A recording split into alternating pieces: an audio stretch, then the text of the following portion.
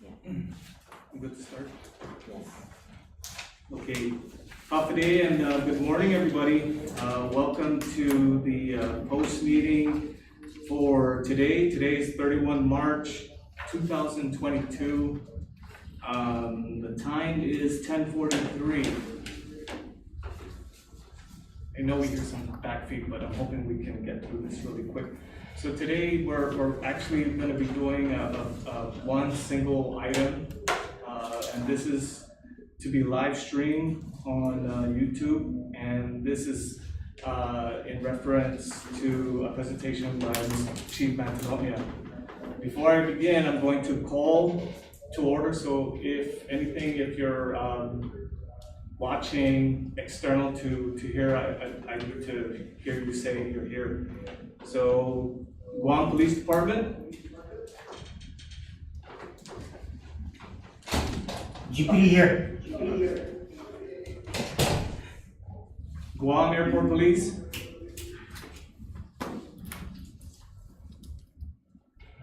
Guam Port Police.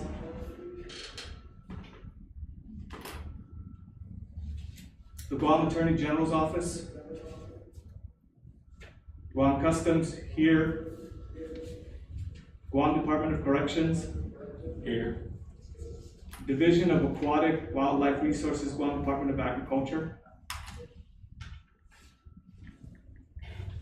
University of Guam. Guam Community College. Unified Courts of Guam, Marshal Judiciary. Guam Fire Department. Here. Unified Courts of Guam, Probation Judiciary. Here. Department of Administration and Personnel Services Division. Department of Youth Affairs. Here. Guam International Airport Authority, Aircraft Rescue Firefighting, ARF. Here. And Department of Parks and Recreation. All right, so we'll quickly go into it. I have very limited remarks, and I don't believe that Chief Robert Camacho is able to make it. So really, we are here today, and I'll turn it over to Chief Mantonia for his remarks to view a presentation. And I would suggest we sit down, digest it, and then we discuss this further at our next meeting. So very, very short. So Chief Mantonia, I leave it to you. Hafe, and good morning all post-commission members.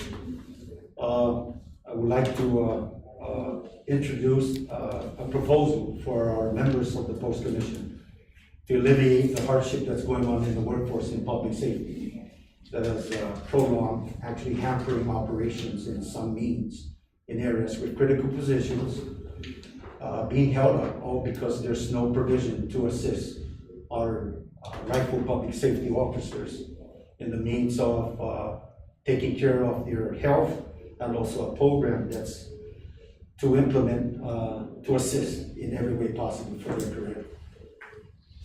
So being said, I did forward copies of these to all the voting members and also members of the post-commission in all the public safeties. This is the NFPA 1582, and what I want to share, and I stand corrected on the last meeting, I came from the DOD section of the fire department. That was mandated. As I came across Guam Airport in 1995, I brought along something that actually would assist the fire department and stability in the workforce. And so 1582 was what I brought across, and it became a policy in our division at the airport. And I want to share that it will assist in every means possible to our workforce in every level of responsibilities.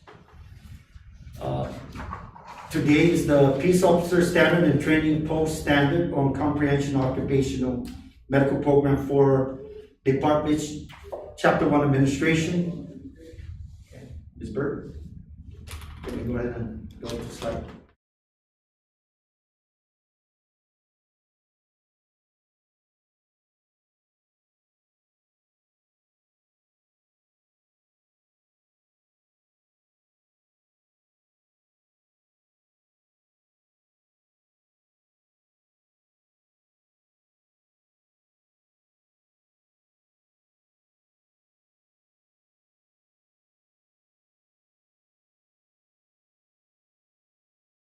care providers responsible for Department occupational medical programs. The requirements in this standard are applicable to Guam peace officers as follows: Guam Police Department, Department of Corrections, Customs and Quarantine Agencies, Department of Agriculture, Conservation Officer, Department of Youth Affairs, Park Patrol Officers, including the Chief Park Patrol Officer, Department of Recreation, Port Authority of Guam, Police, including the Chief Port Authority Police Officer, Airport Guam Fire Department, Airport Police, ARF, Rescue Firefighting, Guam International Airport Authority, Marshals and Probation Officers, the Judiciary, Designated Attorney General's Investigators, Office of the Attorney General.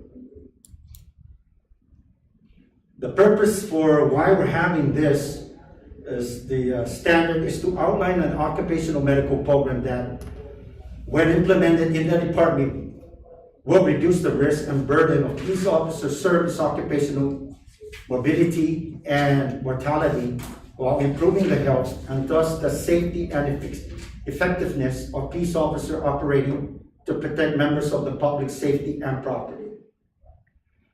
The standard specifies the following information: medical requirements for peace officers and recruits, occupational medical behavior, health and physical fitness evaluations for peace officers and recruits, information regarding department activities and essential job tasks that assist the department physician in providing proper medical, behavioral, health and physical fitness support for peace officers and recruits. Methods and types of data that must be collected to sustain comprehensive occupational medical programs for departments.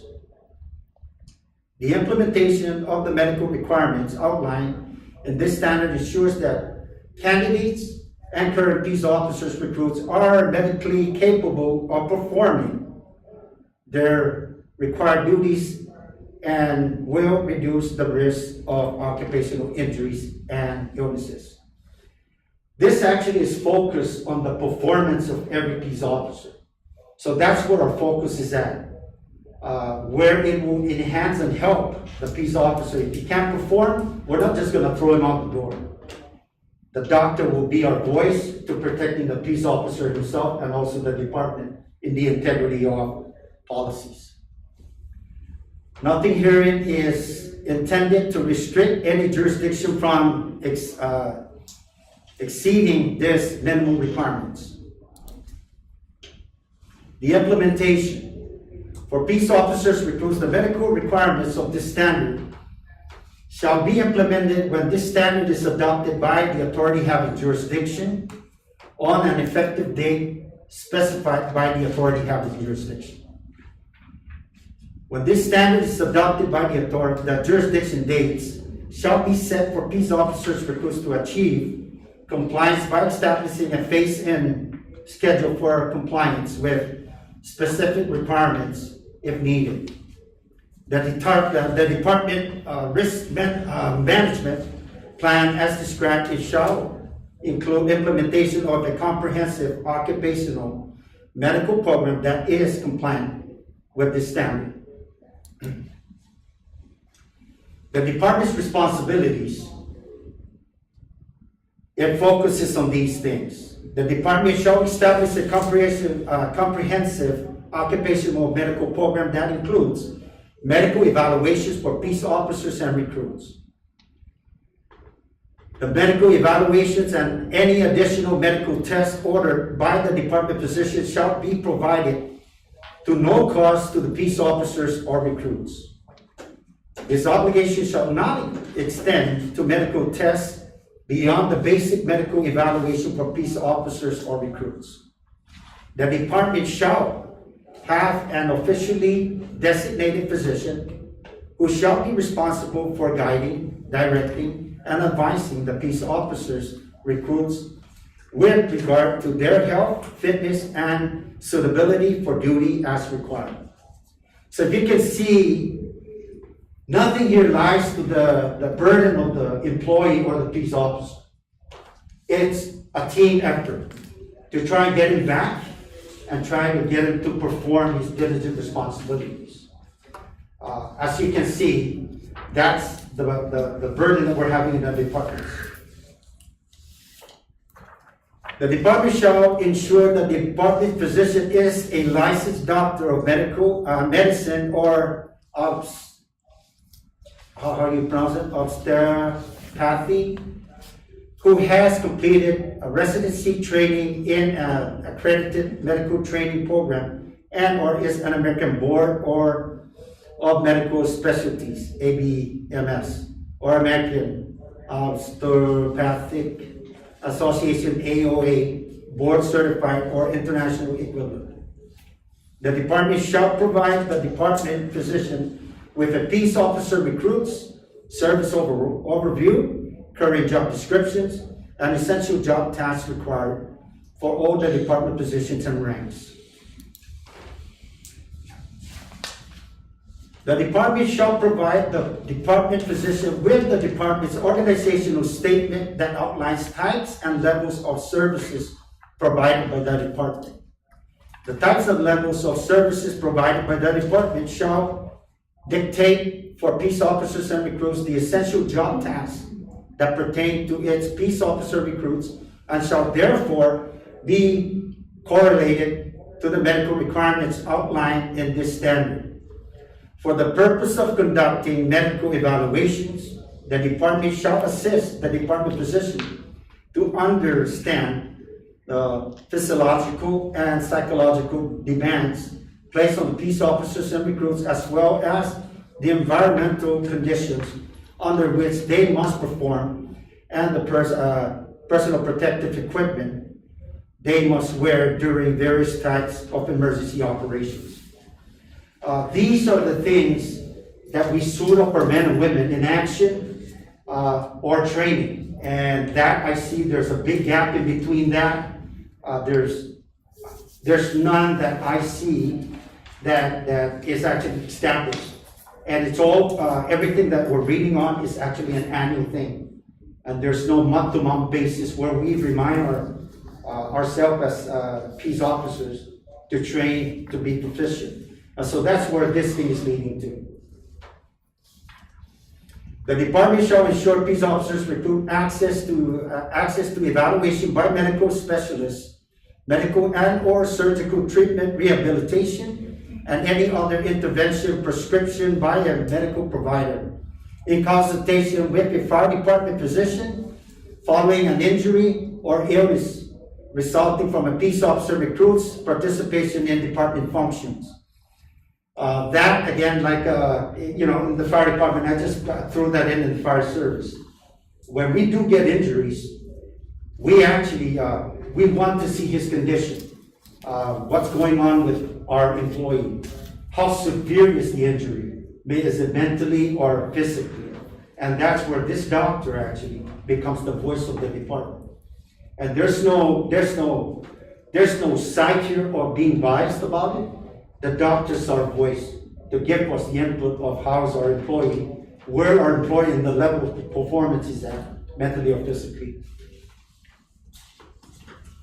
The department shall ensure peace officers' privacy and confidentiality regarding medical conditions identified during the medical evaluation, except as required by law. This process here again, HEPA, everybody here actually is aware of HEPA. Privacy Act on certain information cannot be revealed out, period. That's a given. But how this thing works is that it's a one-to-one with the doctor through the appointment, and I will share that with you with the documents that we have the employee sign off on a given where his results, is it okay for us to get your results? The employer had the right to find out is this employee okay or not in the workplace because of safety issues. We don't want to put anyone out on the field and their conditions are not known, health-wise. And so the employer actually has the right to find that out. Everything is, with these things, the training jacket is a separate jacket from their day-to-day operation. It's lock and key. The only one that can see that is the chief, the department manager, or the HR in charge with the chief or director. No one else. But this is between the employee and the director of the department. Where possible, the department shall provide alternate duty positive for members when the department position recommends temporary work restrictions. Again, like I said, every time we have our guys out, it's a doctor's excuse. But with this, it's not only a doctor's excuse, but rather a justifying means that he's on or she's capable of performing their responsibilities as they came in the department. So that is the difference between that versus a common cold. A doctor is there to justify this, but it's a certified doctor on the occupational side of things. Medical record keeping. The Department Comprehensive Occupational Medical Program shall include collection and maintenance of a confidential medical and health information system for peace officers and recruits. All medical record keeping shall comply with the requirements of 29 CFR 1910.1020. Access to employee exposure and medical records and other applicable regulations and laws. Like I said, this is a law that prohibits that. And it is safeguarded. No one knows about the condition unless the employee actually goes out there and start saying his conditions to other peers. That's how these things fall out. But as far as the confidentiality, it has been protected by law under this law. It's lock and key.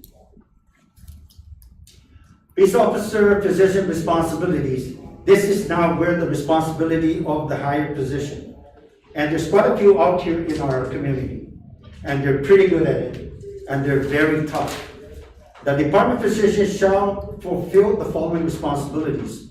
1, understand the physiological and psychological and environmental demands placed on peace officers and recruits. 2, evaluate department peace officers and recruits to identify medical conditions that could affect their ability to safely respond to and participate in emergency operations. 3, utilize the essential job task descriptions supplied by the department to demand a peace officer's or a recruit's medical certification. 4, identify the report the presence of medical conditions if present in peace officers and recruits. 5, inform the executive manager, chiefs, or her designee whether or not the peace officer or current recruit is medically certified to safely perform the essential job task. 6, report the results of the medical evaluation to the peace officer or current recruit, including any medical conditions identified during the medical evaluation and the recommendation as to whether the peace officer or current recruit is medically certified to safely perform the essential job task. 7, forward copies of any abnormal results along with patient instructions regarding primary care follow-up to peace officer or abnormalities identified during the medical evaluation. 8, review results of the annual occupational fitness evaluation. 9, provide or arrange for a prescriptive rehabilitation and or fitness program when indicated to aid a peace officer's recruit's recovery from illness or injury and enhance his or her ability to safely perform essential job tasks. And 10, participate in injury prevention and health promotion programs for peace officers and recruits. Just reading 1 to 10, and I would like to share. The department actually, we all have a vague idea how to control, the issues that we're having in our departments. One of them is we want to use them to their maximum capabilities by putting them in other areas. This thing here is to protect the employee and also the department from any liability costs. And so This is why, this program actually is here to enhance that, to educate us that these are the things that we need to in place in our departments to assist us any way possible, day in and day out of our personnel. And on 2.2.2, when medical evaluations are conducted by a physician or medical provider other than the department physician, the evaluation shall be reviewed and approved by the department physician. And that's the part. If our employees are always seeking on a PCP, private clinic physician, their hired NPA doctor or let's say our occupational doctor will review whatever the PCP doctor does advise. Now, on another note, he's actually a certified occupational doctor. He doesn't question the PCP, though he will give him the same thing we're talking about, standard of operation of what the employee actually has to perform. And so, once he receives that, he checks mark all of these, yeah, he can do this, he can do this, he can do these things. And I will go with that. There's another slide to that.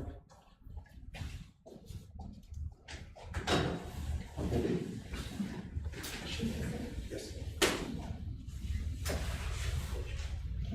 2.3, peace officer recruit responsibilities. Each peace officer recruit shall adhere to the following requirements. Cooperate, participate, and comply with the medical evaluation process. Provide complete and accurate information to the department physician and other authorized medical care providers.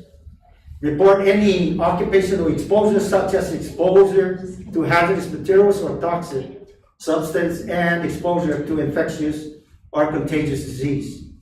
And then report to the department physician any medical condition that could interfere with the ability of the individual to safely perform essential job tasks such as illnesses or injury used by prescription or non-prescription drugs and pregnancy.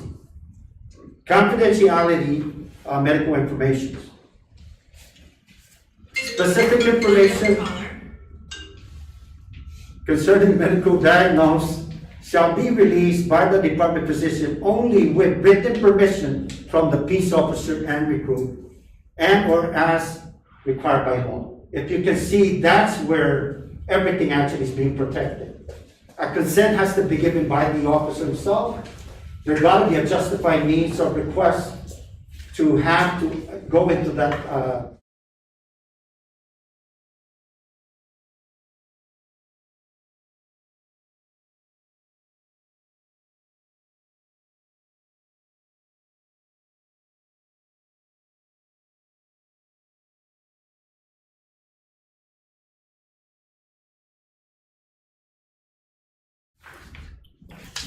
next slide. 3.1, essential job tasks and descriptions.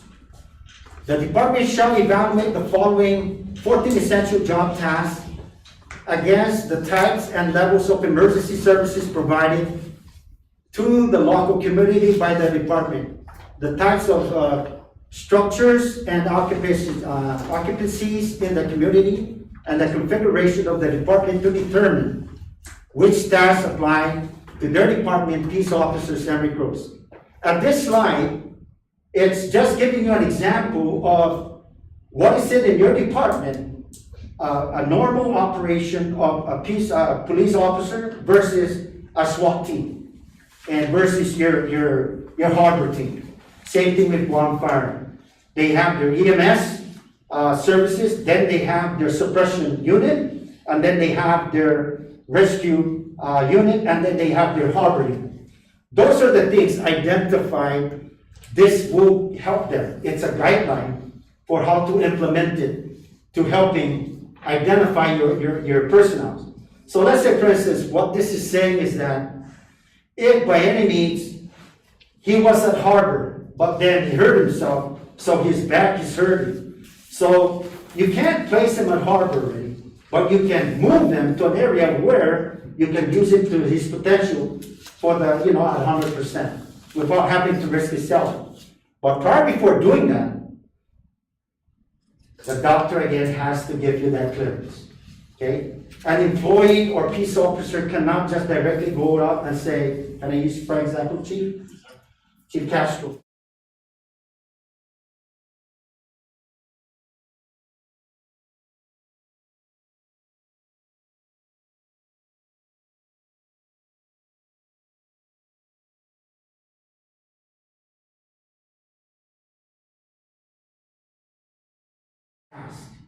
Okay, the doctor's our voice.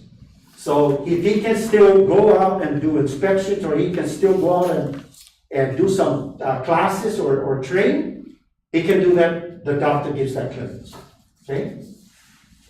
The department, I'll go to 3.1.2. The department shall provide the department physician with the list of essential job tasks as developed to be used in the medical evaluation of peace officers and recruits.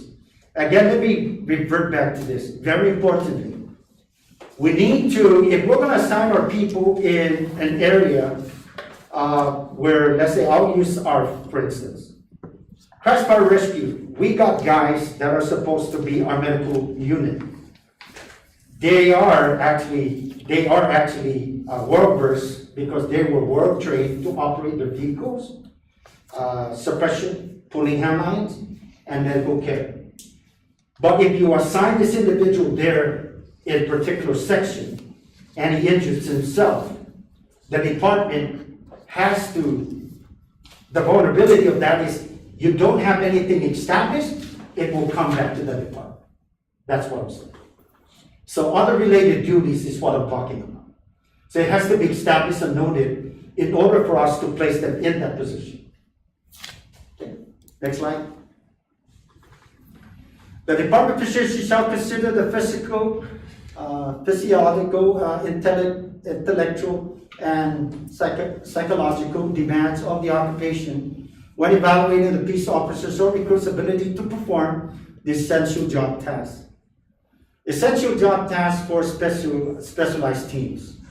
If that department operates specialized teams such as hazardous materials units, self-contained underwater breathing apparatus, scuba teams, self-contained breathing apparatus, SCBA, technical rescue teams, emergency medical services, EMS teams, or units supporting tactical law enforcement operations, that department shall identify for each team it operates the additional essential job tasks and specialized personal protective equipment, PPE, not specified, that would apply to the peace officers of that team.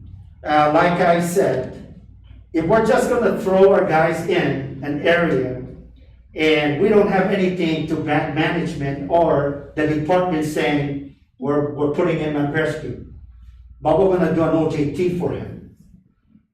The problem is, do we have that in their PD as a peace officer? So the inclusion to that is, I think we need to establish those type of documents and also training process that these guys have to undergo prior before we assign them there, and also a review. And I will touch base on that. The department shall provide the department physician with the list of additional essential job tasks and specialized PPE specific to each specialized team. When performing the medical evaluation of peace officers of a specialized team, the department physician shall also consider the following: additional medical and physical requirements that are related to the job tasks being performed by the team that are not enumerated in this standard. The impact of peace officers of having to wear or utilize specialized PPE that can increase weight, environmental isolation, sensory deprivation, and or dehydration, potential above levels experienced with standard PPE. At this section, what it's trying to say is, regardless of how macho our people are, how strong they are, the vulnerability is their health. their health condition. So if I'm gonna have to put someone at harbor to wear this, scuba dive gear, I need to send him to the doctor to say his lungs are good, his physical ability are good. There's nothing wrong with him, because trying to go down on D minus, versus elevation, it's the same thing. Okay, you will come into a process where your health is actually being squashed with pressures. Okay, so that's where this doctor comes in. Medical evaluation. An individualized medical evaluation of the peace officer recruit shall be conducted prior to the peace officer recruit being placed in training programs or department emergency response activities. The medical evaluation of a peace officer recruit shall include a medical history, examination, and any laboratory tests required to detect physical or medical conditions that could adversely affect his or her ability to perform the essential job tasks outlined in. These standards shall provide specific requirements for the peace officers and recruit based on the medical conditions that can affect a peace officer's recruit's ability to perform the essential job tasks of a peace officer. It's always in the avenue, actually, drive where the rights of the employee is there to be protected, and the doctor is the one to protect them.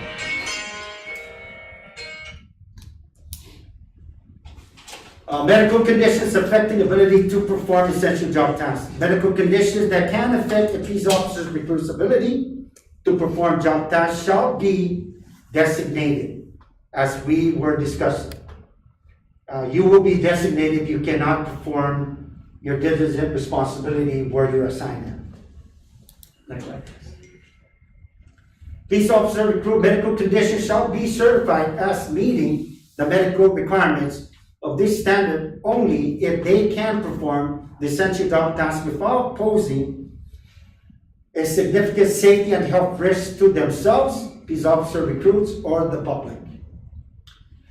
Everything here now is on a sectional base that I went ahead and from the NFPA 1582, I actually carved out sections of it. And if you can see, his medical evaluations are from head to toe, everything from this occupational doctor. Head and neck, his head, peace officer medical conditions shall include the following. 1, detect of skull preventing helmet use or leaving underlying brain unprotected from trauma.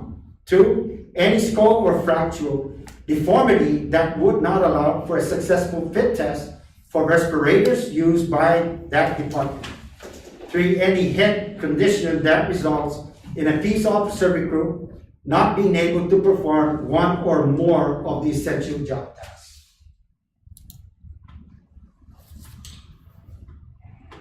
Peace officers recruit medical conditions shall include any neck condition that results in peace officer recruit not being able to perform one or more of the essential job tasks. Eyes and, if we can go along, eyes and vision. Good. Well, next slide. Ears and hearing. Dental. Your nose, pharynx, trachea, esophagus, and larynx. Your lungs and chest wall. Heart and vascular system itself. Endocrine and metabolic disorders. Peace officer recruit medical conditions shall include the following. Type 1 diabetes, insulin requiring type 2, abdominal organs or gastrointestinal systems, spine and exoskeletal. Extremities. Peace officers and recruit medical conditions shall include the following. Joint replacement unless any of the following conditions are met. One, like I said, the physicality of this is that if our guy actually, if it's not on the job injury, and let's say for instance he's playing basketball. So he jumps up and he does a layup. I'll use myself for an example. And I go in and actually I sprain, but then I fractured my femur. And so I was out prolonged for that, 6 months recovery period. Upon that, being seen by my PCP, the department had the right to send this peace officer to the department's position for fitness back on duty process to make sure that his ability is not hampered by his injury. That's all that is. And so let's say, for instance, he does have the results. And what he found is that the extended injury actually, he needs more time to heal because his flexibility is not there. These are the things, importantly, is by means very important for the department to look at. And we cannot just send them out on the field without reevaluating them with our doctor physician for the department. Again, if we go down, I'll just go normal range of motion without history or dislocations, post-replacement, repetitive prolonged pulling, bending, rotations, kneeling, crawling and climbing without pain or impairment, no limiting pain, evaluation by the specialist who occurs that the peace officers can complete any of all essentials. And if you look at line 1 there, number 1, amputation or congenital absence of upper extremity and limbs. These are the things that we see in the department that, we can't just push them out because his fingers got cut off. We need to help out this employee. His stress is there already. So how do we use him to his maximum ways? Is the department has to implement a program. And that's what this is for. It's there to assist this employee. Now, if he's unable to perform any of that as required by his application or his rank, because, if you look at every level of described duties, PO1, PO2, PO3, sergeant, lieutenant, captains, and majors, they have different responsibilities. So if you look at it like a firefighter, if he's only a firefighter 1, he needs his limbs. Okay? If he's a captain, he barely uses this because he supervises. That's where I'm going at with this. But the doctor will signify and protect the integrity of the employee and also the department chief on that. The advisement. I'll just go right through that. Next slide.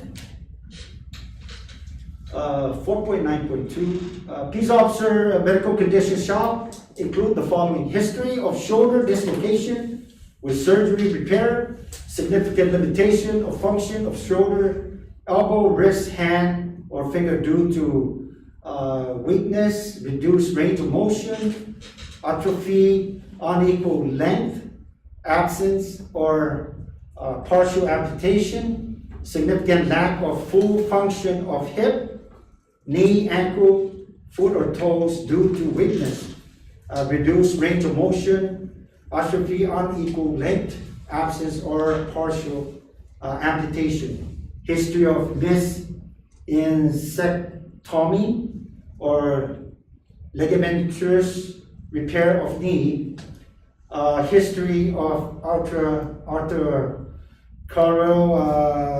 malunity or non-unit of upper and lower extremity fracture history, and septic or the arthritis, bone, hardware such as bent plates and rods, supporting bone during healing. These are the things, even if the employee, and we do have these things, even if it's inserted on the firefighter, if it doesn't impair his ability to perform, and the doctor gives a green light, says he's good, we're good. Okay? Just because there's nuts and screws and bolts, that don't prohibit us to say and judge him because of that. It will protect the employee himself. Okay? Just looking at this again, neurological disorders, chemical drugs and medications, urinary systems, infectious disease. Peace officers' medical conditions shall include any infectious or post-infectious condition that results in the candidate not being able to perform or one or more of the essential jobs. Blood and blood forming organs, heat stress, and illnesses. In Guam, we always get overcome with the weather, and the weather is actually heat itself, especially when we start aging. And so, if we're out there as we perform our diligent responsibility, the prolonged time that we're out and exposed, it does take its toll on us. Okay, and so this is one of the things that the doctor actually sees in the condition of any peace officer, regardless of age. It will assist in every means possible in your, duties and responsibilities out on the field. Peace officer recruit medical conditions shall include any heat-related illness that results in the peace officer recruit not being able to perform one or more of the essential job tasks, tumors and malignant disease. Okay, psychiatric conditions, psychological disorders, peace officers' medical conditions, the physician in consultation with a mental health professional, if clinical indicated, shall report any applicable job limitations to the department regarding a peace officer recruit's anxiety disorder unless all of the following conditions are met. And so if you can read, one, the compliance with treatment, if indicated; two, no disqualifying side effects from treatment; three, treatment of comorbidities, including substance use and sleep disorders; four, evaluation of the peace officer's medical conditions does not interfere with the safe performance of the essential job tasks. These things, I would like to just share that portion. Our peace officers out there, day in and day out, they pull the shifts, and they get tired. Their eyes get weary, and their conditions worsen as time goes on doing the job, depending on how many response they do. That's where we come in with management as managers to see and do a thorough department survey of the responses and what are the side effects that affects our employees.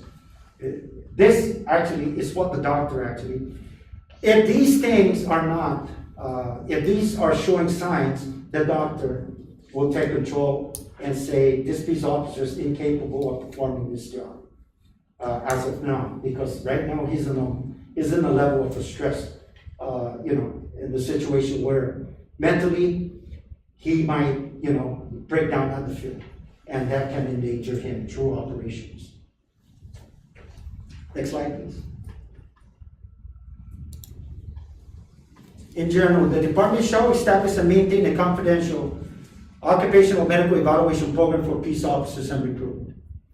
Occupational medical evaluation shall be conducted as a baseline for surveillance and annual thereafter. An occupational medical evaluation shall be performed following a peace officer's and recruit's occupational exposure, illness, injury, or protracted absence from the job. The scope of the evaluation shall be determined by the department physician after reviewing the type and severity of the condition. Medical education regarding occupational medical evaluation programs. The department and the department physician, where they exist, shall be responsible to convey the purposes and importance of the annual occupational medical evaluation to peace officers, recruits, and to the authority having jurisdiction. The purpose of the annual occupational medical evaluation of the peace officers and recruits shall include, but cannot be limited to the following. It's 1 to 7, it's unlimited. You can actually add that in your department for seeing what responsibilities you can add on there.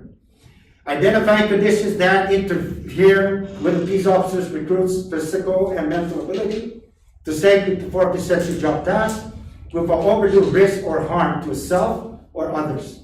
2, monitoring the effects of exposure to specific biological, physical, or chemical agents on individual members.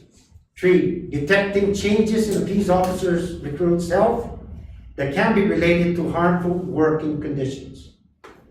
4, detecting patterns of disease or injury occurrence in the workforce that could indicate underlying work-related problems, providing peace officers and recruits with information about their current health, promoting wellness, and referring them to appropriate further evaluation and treatment. 5, providing peace officers and recruits with information and education about occupational hazards.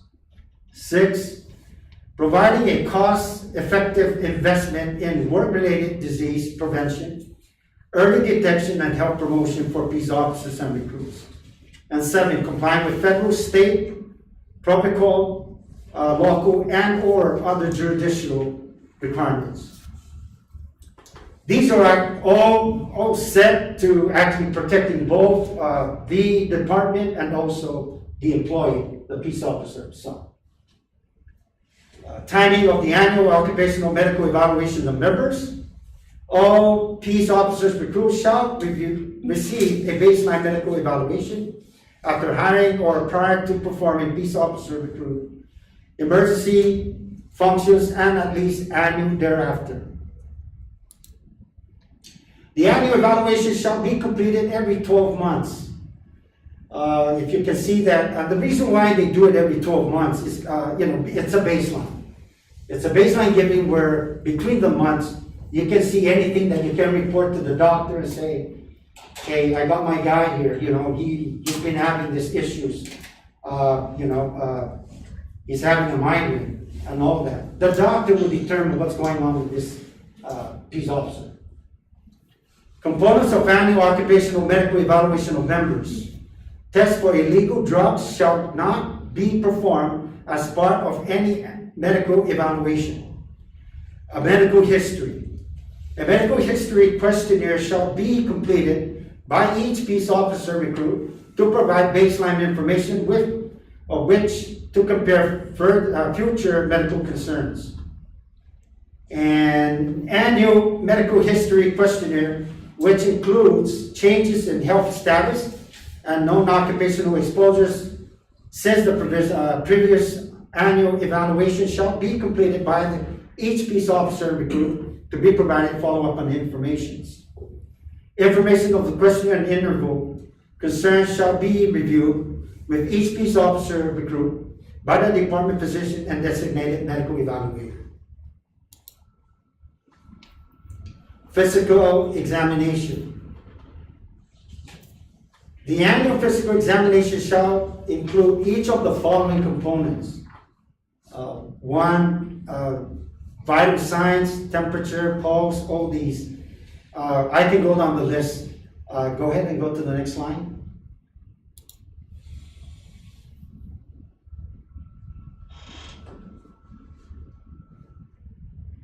Go to the next line, Miss.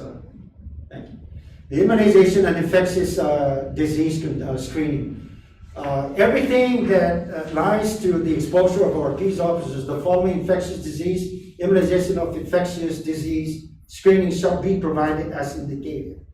Tuberculosis, hepatitis, these are the tests: tetanus shots, measles, polio, hepatitis A vaccine, varicella vaccine, influenza vaccine, HIV screening, post-exposure bloodborne pathogen testing, HIV testing, heavy metal evaluation, colon cancer screening, prostate cancer, lung cancer screening, everything. I go ahead to the next.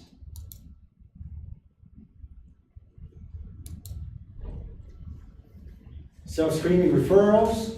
Let's go to the referral. Peace officers who screens positively for PTSD, major depressive disorder, or substance use disorder shall receive a referral to a qualified behavioral health care provider.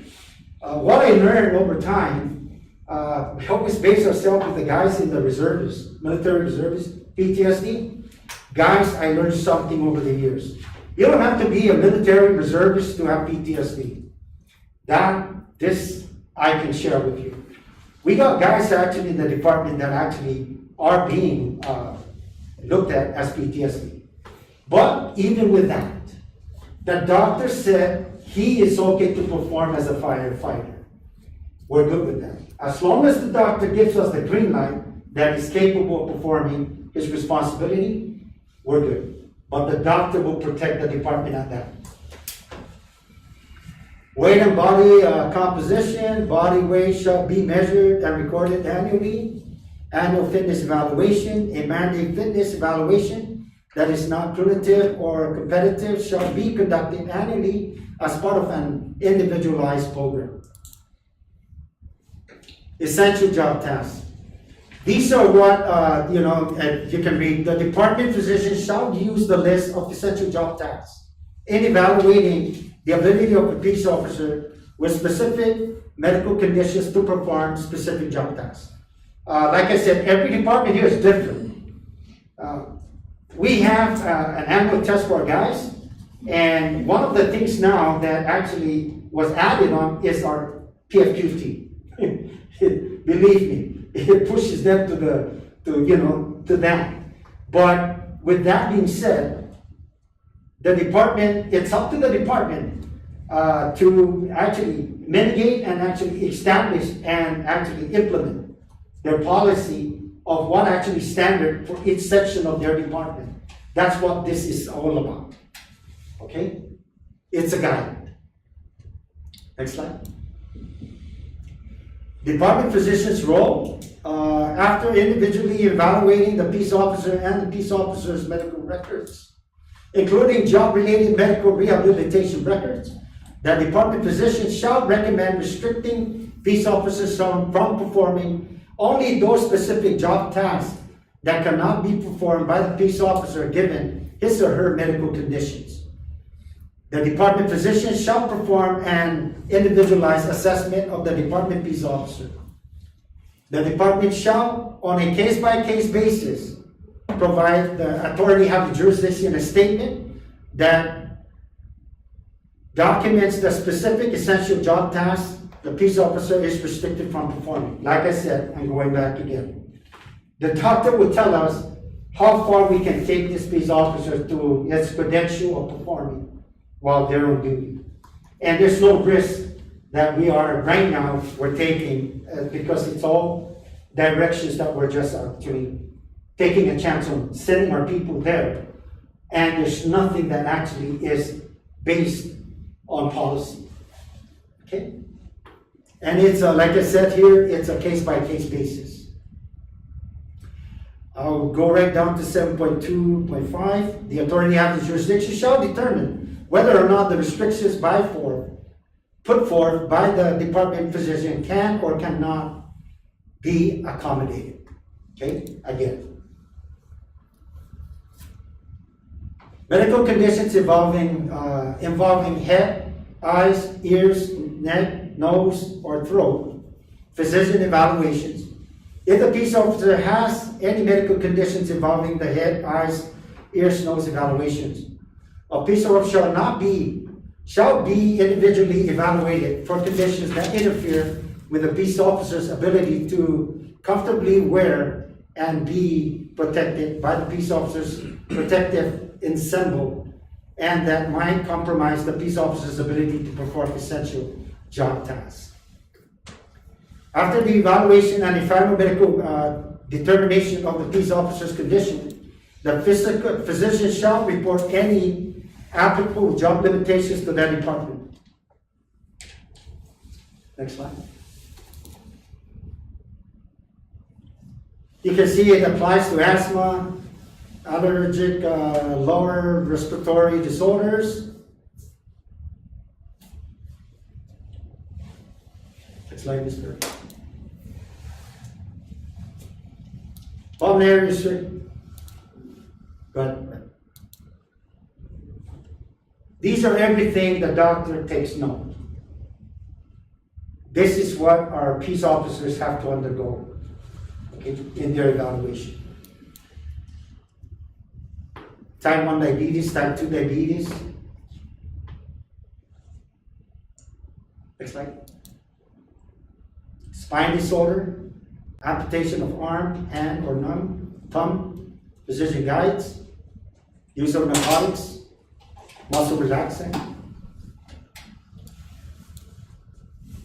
use of narcotics, muscle relaxant, right? Amputation of leg, amputation of fingers. With the amputation of fingers, like I actually was discussing, the physician shall consider that the amputation of these limbs or joints might interfere with grip or other physical abilities required to perform essential job tasks. Foot and toes.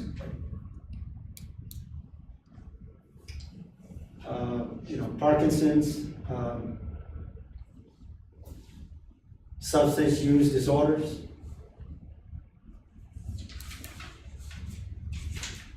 And even our workforce, peace officers, our female workforce, it identifies these are what they have to undergo themselves. Next slide.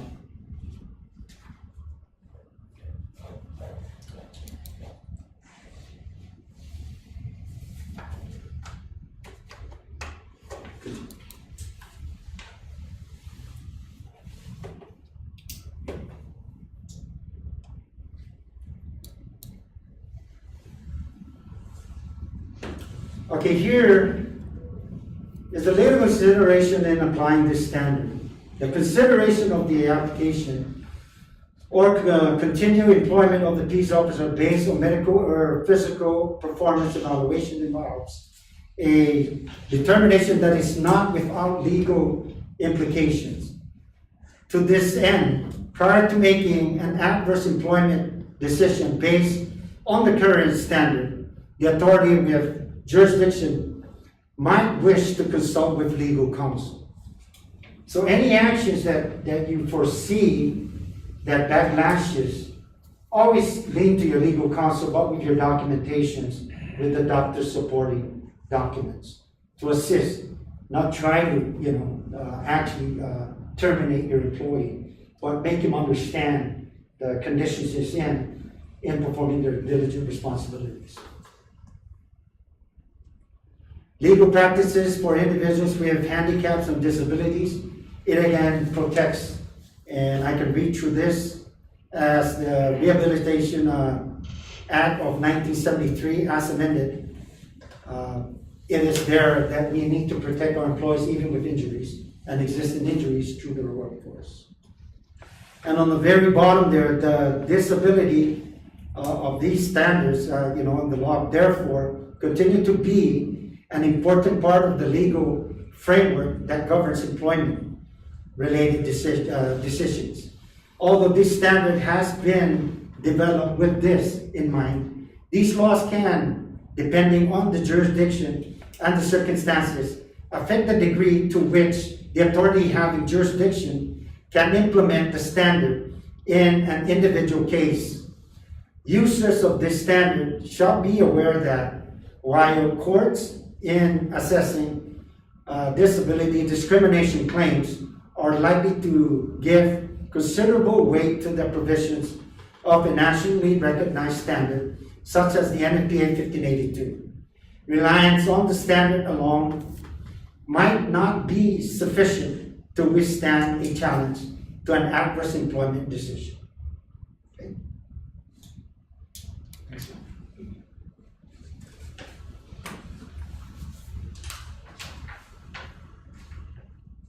This covers the female part of the law itself. And I'll just go and slide all the way to the very bottom there. The job description shall be made available to the department physician for use during the pre-placement medical examination for the individual determination of the medical suitability of applicants for membership. In other words, we need to have these documents get into the hands of the doctor in each section of the department, what it takes for this individual to perform as a SWAT member, or as a rescue, or as a harbor unit personnel.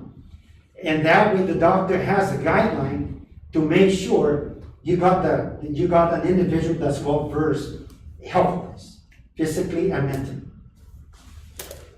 Next slide.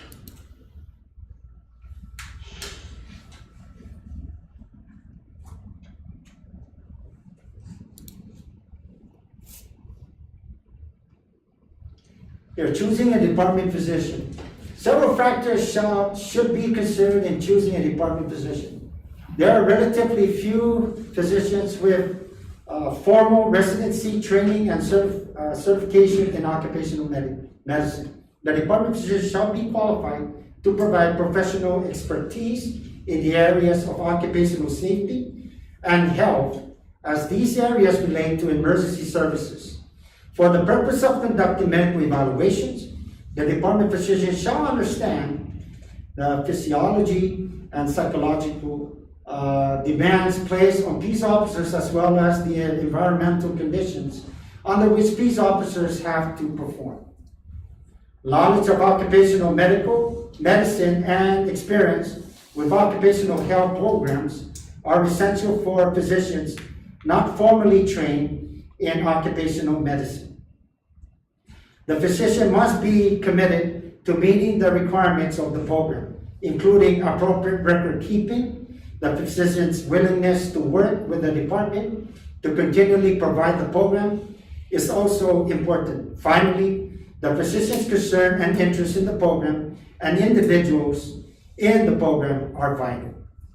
The following are some of the many options for obtaining physical services. Physicians can be paid on a service basis or throughout a contractual agreement. Let's go to the next slide. I'm brushing through, I don't want to hold you guys too long. There's other documents there. Coordinating the medical evaluation program. An individual from within the department shall be assigned the responsibility for managing the health and fitness program, including the coordination and scheduling of evaluations and examinations. This person should also act as liaison between the department and the physician to make sure that each has the information necessary for discussions about placement, scheduling appointments, and so forth. Confidentiality.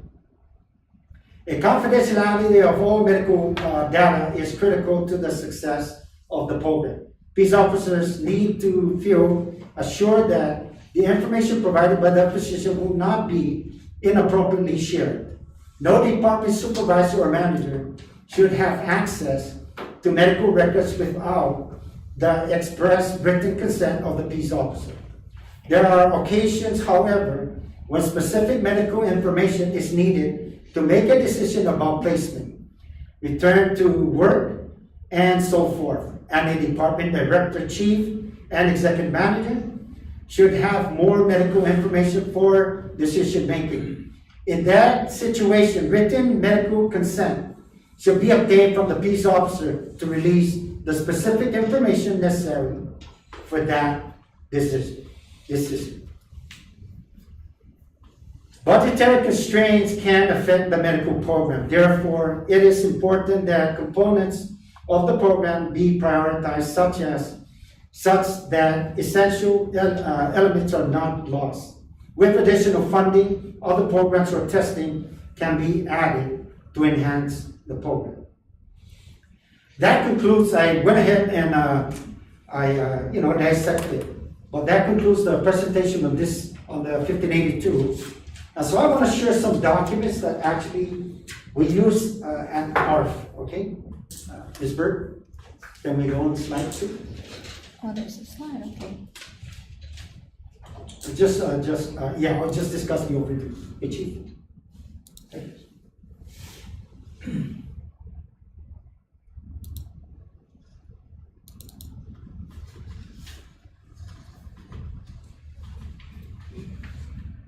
I did send this out.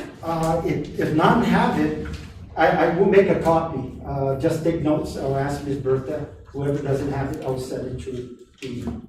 This is what we sent to that employee to take that to the doctor. Okay. Now, any document like this, it's not HIPAA. Okay. It's not written on. But once the doctor actually fills this up with the employee, all the information, it becomes separate. So whatever's shared here, the only thing that the manager or myself will need is, are they fit to perform their duties and responsibilities? That's it. Okay? As far as them sharing more beyond that, that's up to the employee. But a consent form has to be signed by the employee for us to agree, for us to obtain those information. Okay? So next one.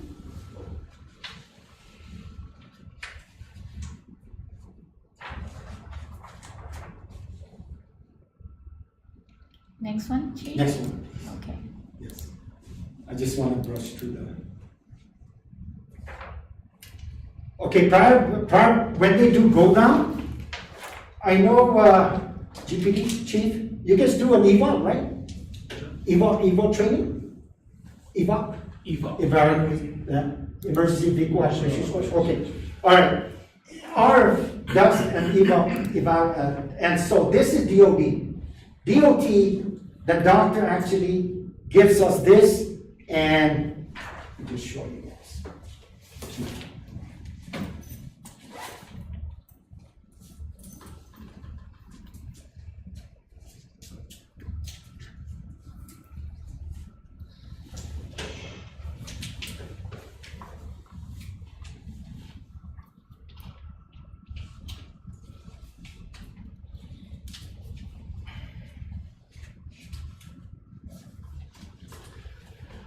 This document goes hand in hand when you go and see the doctor. We have an EVAL requirement under Department of Transportation. The doctor will look at you through your health and everything. He will issue this to any of the operators or the workforce, peace officers. If the doctor doesn't see these things go hand in hand, he doesn't pass you on this, you cannot go through this. So this works together as a unit. And so even if you're health-wise, but your ability, your flexibility to do your operations or operating or whatnot, if the doctor doesn't issue the unit, you cannot be out on the field. Okay? It's supposed to be a pack. Okay, together. Okay? So if, let's say, for instance, I send my men down, and apparently the doctor comes back, he comes back to the employee and says, Chief, I did pass my physical, but the doctor wants me to go back 3 months from now to get evaluated because I have, let's say, my cholesterol is high. Okay? So he's still okay in the field, but he cannot operate the unit. You understand what I'm getting at? So that's the clause where we're at. He can't be behind the steering wheel until the doctor's visit gives him that opportunity to say, you're clear. You can operate the vehicle. Then we can put him on. So these things work hand in hand. One for your health, the other one's for your ability to operate the units, okay? Or the officials, okay? Now, when the employee comes back and he says, okay, I don't have my clearance, the doctor didn't clear me, this is what the letter that we actually drafted for the employee.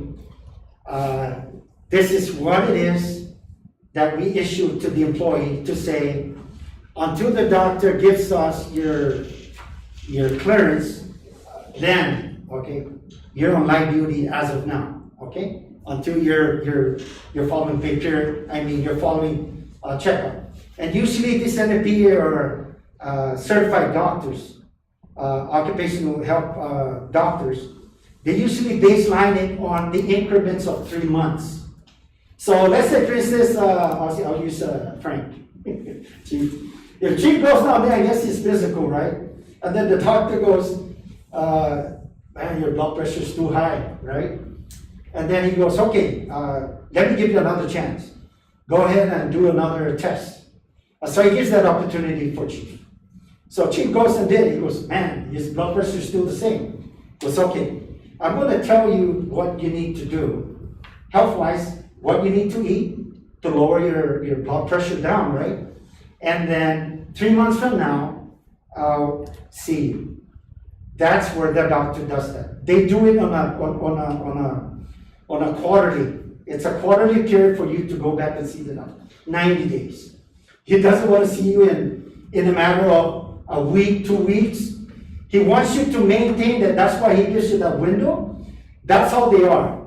They want to see if you can hold that number, okay? But at the same time, if he actually recommends for you to see a specialist, that's where it lies, okay? Next.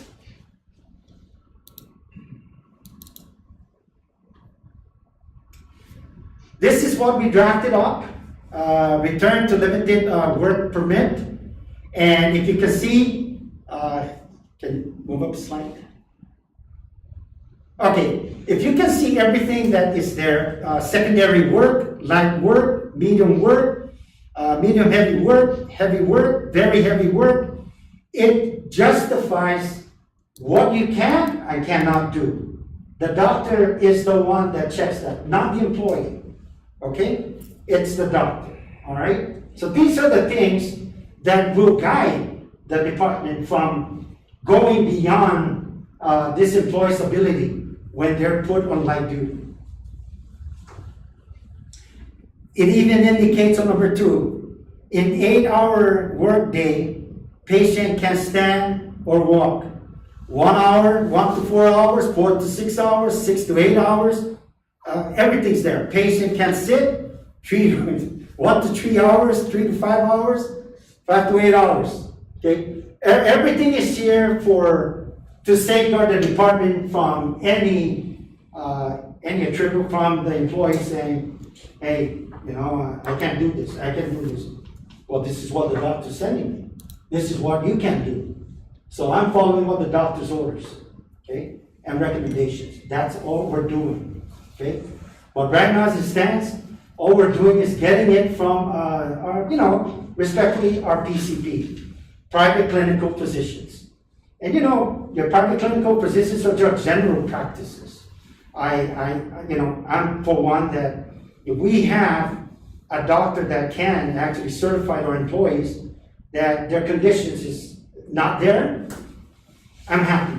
I'm happy at the workplace so that we can prevent him or her from getting any worse than they are when they're under the care of the doctor. Okay. Yes, next slide.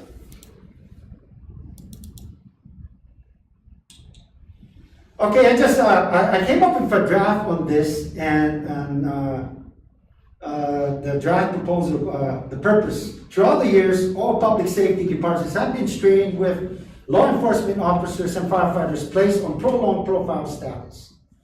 This, over the years, has increased holding critical positions to be held at a standstill. Post-commission needs to create an amendment into the department's policies with a solution to eliminate and establish new standard procedures for all to follow. This procedure outlined medical program in reducing the risk and burden of peace officer service, occupational mobility, and mortality while improving their health. The following guidelines to ensure that peace officers is made aware when amending peace officer standard and training. Post standard on occupational comprehensive occupational medical program for department as an individual as additional department standard operating procedure SOP. 1. Review the department standard operating procedures SOP with peace officer. 2. Establish, review peace officer's position description, duties and responsibilities, and qualification standards, JQS. 3. Establish and review peace officer's work tasks with peace officer. 4. Establish and review peace officer's duties and responsibilities with peace officer. 5. Establish and review peace officer's standard and training post-standard comprehensive occupational medical program for departments with these officers. We can go all the way down and upon completing review of department's policies and standard, have these officers sign department's acknowledgement form. This process in turn would commence the following. 1, all required physical examination documents, position description, duties and responsibilities, and physical fitness qualifications test, PFQT, are to be submitted to the department's hired doctor medical physician clinic. To the Department Human Resources Office, HRO, will begin annual physical examination scheduling for peace officers with hired doctor medical physician clinic. 3, this would authorize the department's doctor medical physician to begin peace officer annual examination process. 4, examination reports will be forwarded to department's director, chief, or manager for record purposes obtained in the Human Resources Office. For each individual peace officer's department training record file. And 5, establish monthly training program for department peace officers. And 6, establish individual training record, file monthly training requirements. Example, 2 hours PFQT once a month, 2 hours run, walk, 2 miles once a month, 2 hours daily department standard procedure training, practical application weapons, that's rescue actually, repelling, area familiarization. Can I just hold up on that? Can I just ask here in the department, do we have actually a baseline for a monthly training for our actual peace officer or public safety officers? Do you have a monthly training schedule? Do we have it in the department, each department? Chief, you have a monthly training schedule? No, we don't. But you do have an annual, right? Annual We have an research? annual physical fitness qualification. course. Okay, and that's the That's all we have. PFQT, There's right? an annual PFQT. Yes, and then your There weapons? are, there are in our rules, which allow for the officers to take, time, Right. to use part of their workday, for them on their own, to do physical fitness. But there is no monthly, physical fitness, Okay. program, even a daily physical fitness program. Okay.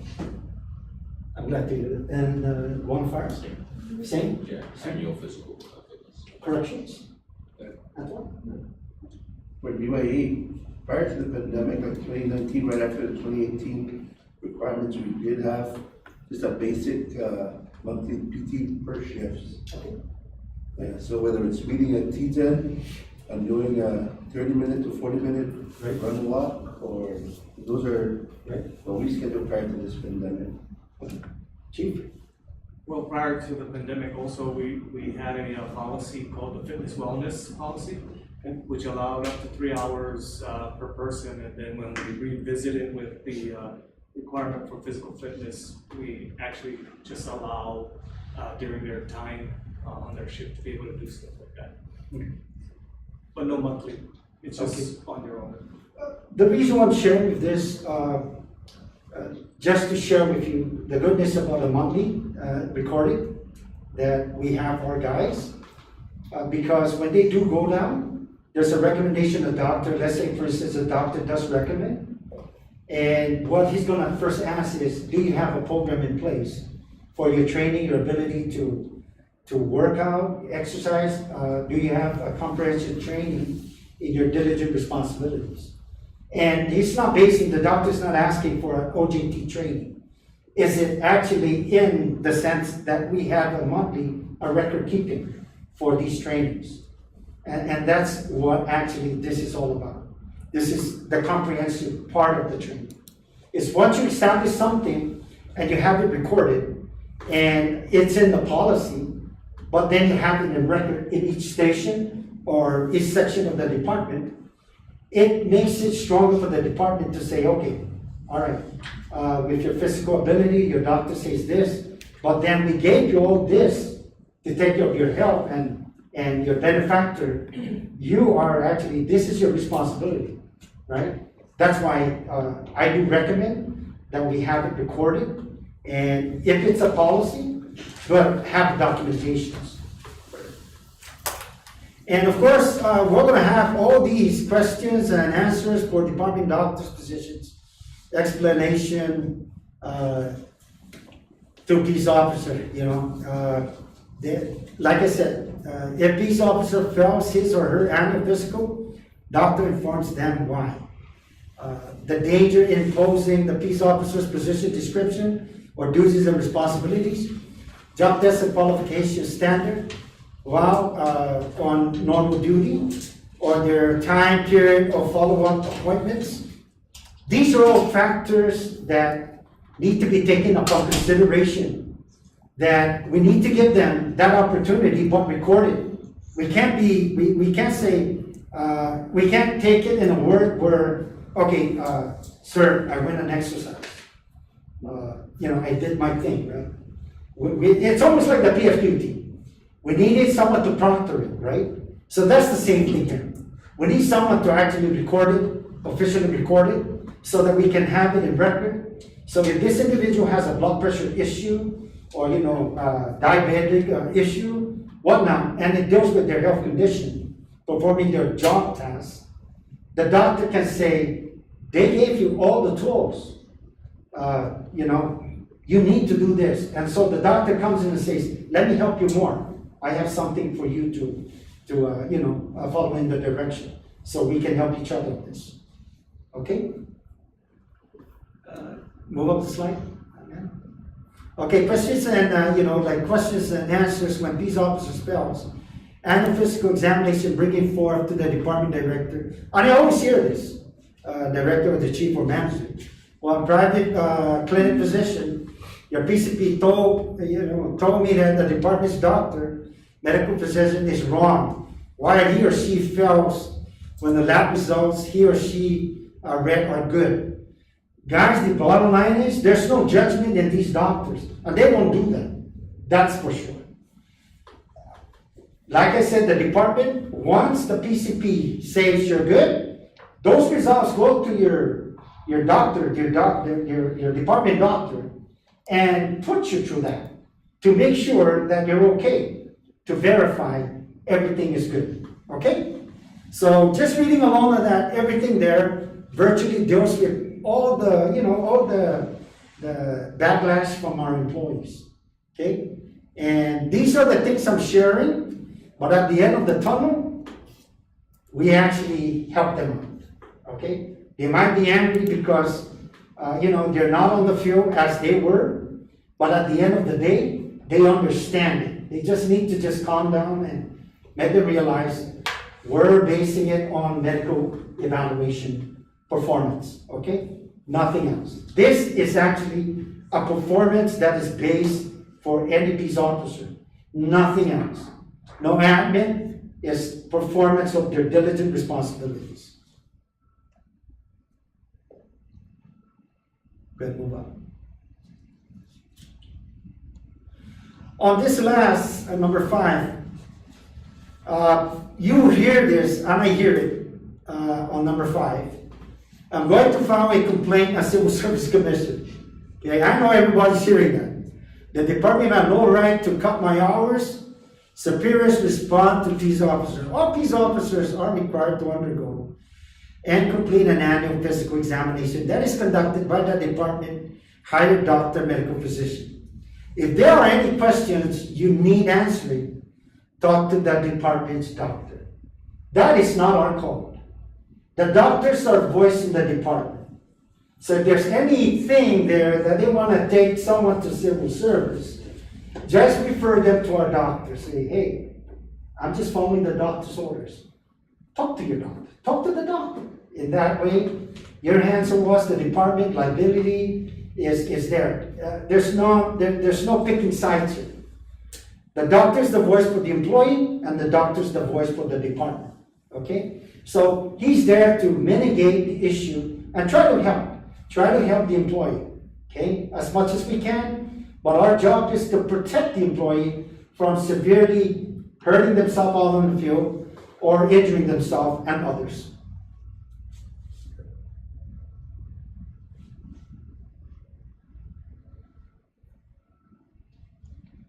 Go down, chief. Go ahead, go ahead.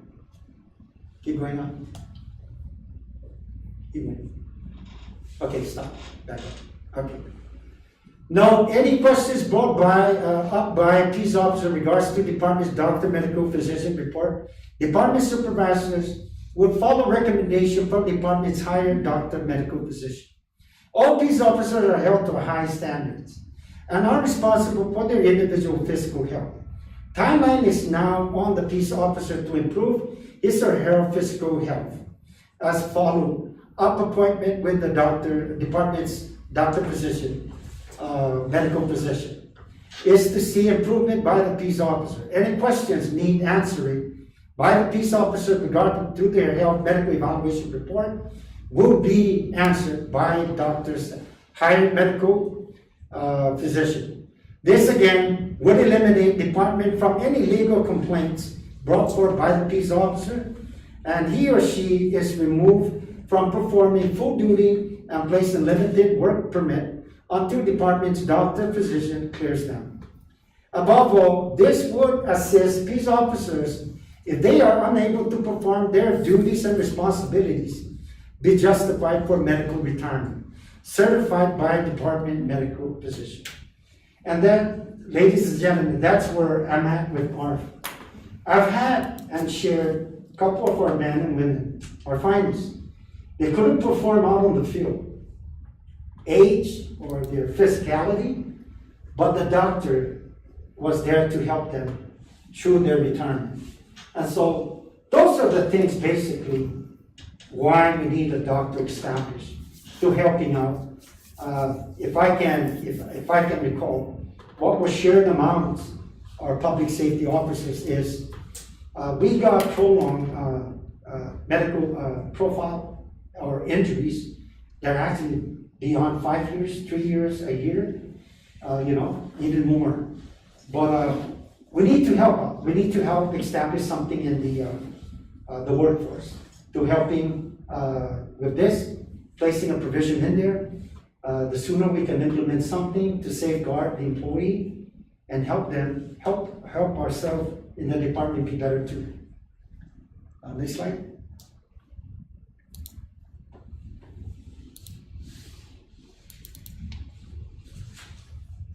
No, the other one.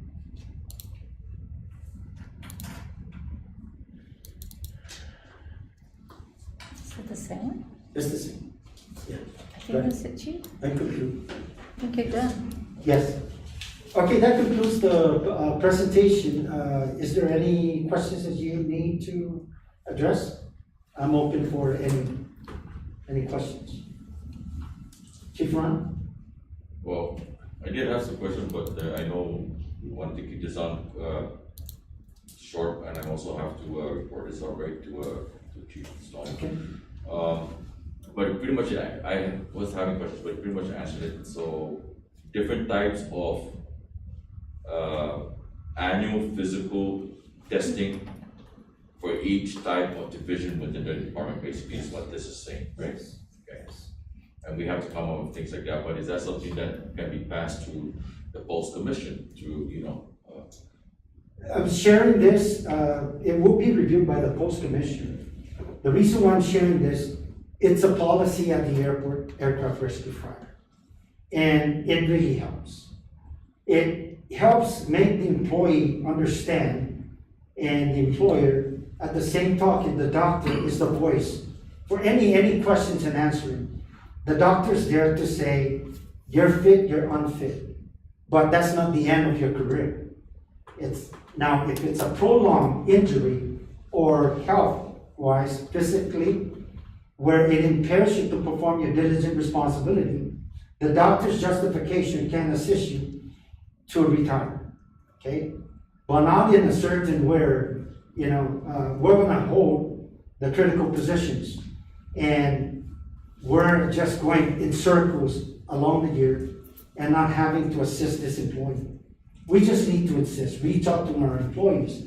And this is what this program is for, to reach out and help them out, okay? Try to get them back on the workforce and also try to establish their momentum mentally to come back as a full-fledged, public safety.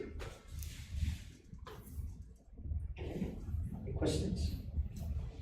Major, Fred, sir? My question is, do you have a standard for the doctor? Because my experience is, employees does doctor shopping. And, you can go to different doctors and what I'm saying here is the doctor by definition is not defined. And, if you go to a doctor, and yes, we've experienced this thing. If I'm not happy with this doctor, I'll go to another doctor and says, hey, I need a medical profile for me.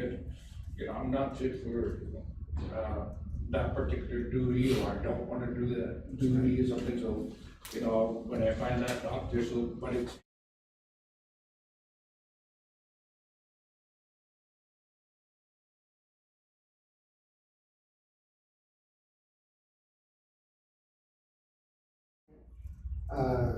Occupational doctor. Once you find that out there, I'll even help you out of that. Right, The doctor, once you find that doctor, you hire him in your department to be your caretaker for your old. so you're saying is one doctor, you One find a doctor for the agency? Yes, one doctor has his team in the clinic. And so let's say, for instance, he doesn't have the expertise of some other issue your officer has. So what he does is that he gives you a recommendation to see a specialist. Though, right when the specialist receives you, all the reports goes back to your department doctor. And then your department doctor can't question the specialist because that's not his forte. Though he can say, Chief, it's good. He's good to go. So everything that lies, it's your doctor. You're trying to maintain control of your records in one particular doctor area, so that when he sends your people out to see a specialist, his record comes right back to the doctor's, the department doctor for record keeping. And so that's how we control this. We hire one clinic, but this team of doctors that are there, if they don't have the capability of coming up and resolving the issue we have with our guys, they say, sir, I recommend you see specialist Fred Sablon. Here's the document, that's hand carrying this. So he takes that to that doctor. This doctor has that specialty. So sees you and has you and contacts your department doctor and says, I got him, I got her under my care now. So upon that, the follow-up appointment will be made. Once the doctor, the specialist clears you, he says, Chief, he's good, he's coming back, okay? Your department doctor will get that green light from the specialist. And all documents, like he said, is protected by 29 CFR 1910, right? Everything goes back, lock and key, to the doctor's clinic where you hire your doctor. Yeah, I had a similar question. Yes. Chief, and it's in regards to one of your profiles where if one of our officers go out and see their PCP, their private Yes. physician, but then we take that result and we give it to our department's physician, and there's something that brings up a flag, how would that physician supersede the previous physician if they're both legally licensed for the same? Okay, your department physician you hire has the rightful To supersede? Yes, it supersedes your CTP, your private clinical, private physician. And that's all. Because he's the one you hire. Representing for. Yes, okay? So like I said, your doctor that you hire to take care of your department recommends your employee to go and see a PCP, right? And your doctor will give the document saying, oh, his diabetic condition is, maybe 2 counts up. I just need you to take care and see this individual off, right? And I'll see him see her 3 months from now. So your PCP, your employee is down there seeing her to control this. Once that 3 months up, your PCP, your employee carries back that document saying, I'm clear. So once he gets to him, your hired physician, even with his expertise, can say, I need you to take another lab. Just to be on the safe side, they do that. So once they get the lab results back, he goes, man, your numbers are off. Okay? And then it goes back. Now, here's the given here. We're trying to help this employee. We cannot do a decertification now that we added another increments of 3 months. That gives them 5 increments, right? From 1 year, 1 year and 3 months. So you can't decertify because the process of this PFQT, it didn't start until the doctor clears this employee. You understand it? If the doctor clears the employee, then we can put off the PFQT. That's when they do their annual. But it doesn't start when they cannot perform it. So I understand where, and that's why I wanted to share that with Chief Vince that's here. If we can do that, we are helping this employee. Because we're not gonna cite him because he's health issue, and then he cannot do his annual PFQT because his health issue. We'll just wait until the doctor clears this employee. So it's either temporary or permanent. Those results will go back to your higher position. And that's the voice that we need to listen to as departments. Thank you.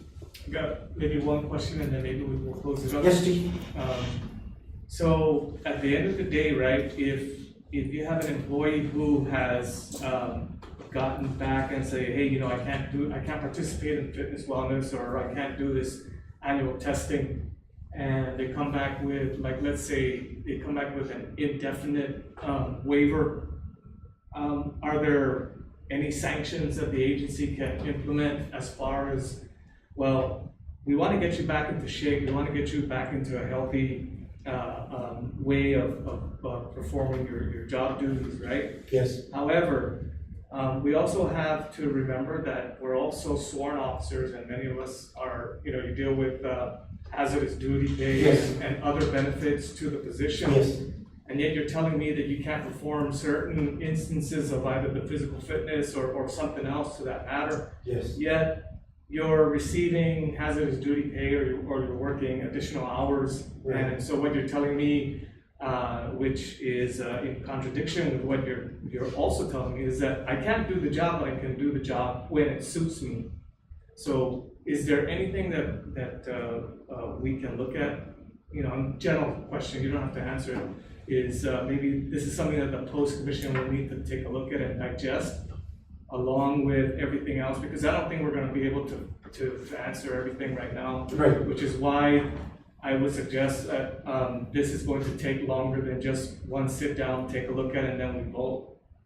We're gonna really have to dig through it and then probably pose questions to you and your Yes. experience in if there are any challenges, grievances, etc., that you've come along and how you handled it. And I would also suggest that the documents that you've provided, like the Word documents, are things that we can actually put out there so that maybe the answer is in something that you've done. Mhm. Because right now I'm looking at it, I got questions here, but I don't wanna, it's gonna take too long. No, We're not a through problem, Chief. something. So, And I'm glad you brought that up. The reason why, like I said, right now, presently, the department is going through that flaw because there's no provision that is in yet. But as far as trying to control the flaw of our employees, going to a private physician and say, you know, doc, I don't feel good. Okay, what's wrong with you? And so this is what's the difference between a private clinical physician versus a standard occupational doctor that we hire in the department. And what's the very truth to this is, when we had it, he went, and I'll answer your question that, Chief. He went and saw his private physician. He came back and he said, I'm unfit to perform my job. I said, okay, all right. Gave me no choice. go see our doctor. So he goes and sees our doctor. So our doctor examines this individual, tests it fast and does all the, the requirement lab tests and all that. And then they put him through EKG and all that. Then our higher doctor physician came back and he goes, no, there's nothing wrong with you. You're good to perform, right? That's why we have control, because we got this already established in ARF. Because we have a higher doctor that actually is an occupational doctor versus a general practitioner. And I don't know if you notice, if you go to clinics and you go to a general practitioner, it's either you're seeing Dr. So-and-so or they refer you to Dr. So-and-so. Even if you're in this clinic, they say, I need you to go and see Dr. Kobayashi, or it's not at the same clinic, but that's their forte. They're sending you because of your health issue, right? But above all, once that forte comes back, the report and says, you're good, your doctor, higher doctor, will get you the green light. The department has the right to say, you need to do your PFQT. Okay. And that's the difference, Chief. Once you establish it, like I said, our guys can go and do that, mumbo jumbos, but everybody wants to have that. Though Juan sees it, trust me, Chief Ron's doing it, that's what's going on in our, public safety. And so we just need to get a lid on this and control it, but how to control it is we need to establish something like this in the workforce. Any closing before we end? Yes, I would like to appreciate, thank you for your time here. And if there's any questions that you want to pose, send it through my email. Ms. Bertha can have that. Like Chief, if he has a lot, he can send it. I can sit down and answer those questions for you. Don't shy out. I'm open. Like I said, it's been 26 years since I have been applying this with our ARF guys. And up to this date, I would like to share, I have no profiles. Okay? Yes, I do have injuries throughout the years, but no profiles. Because I help the employees, help them redeem themselves, and that's our job as departments. I want to just share that. Reach out to your employees. If we can bring up their morale, that's one of the ways we can do that. And believe me, morale boosting in the workplace, it really helps. Okay? It really does help. And that's all I have for today to say. Okay. Anybody else from the board? Okay, so if no further comments or concerns at this moment, we will continue the discussion at a later date. And I do realize that we also have to put it out in line with open government, so we have to figure out that next date. If you guys have any questions or concerns, contact myself or Chief Ray or Chief Bob or Ms. Bertha, and we will try to get back to you. So I would suggest just reading, digesting it, get your questions in order, and then also read the documentation that will be provided at a later date. So without further ado, I am concluding this meeting, and it's 12. Adjourned. Yeah, because this is an informal meeting on Okay. discussion on, 12:27. Thank you, everybody, appreciate it. Thank you. Thank you. Sure, everybody.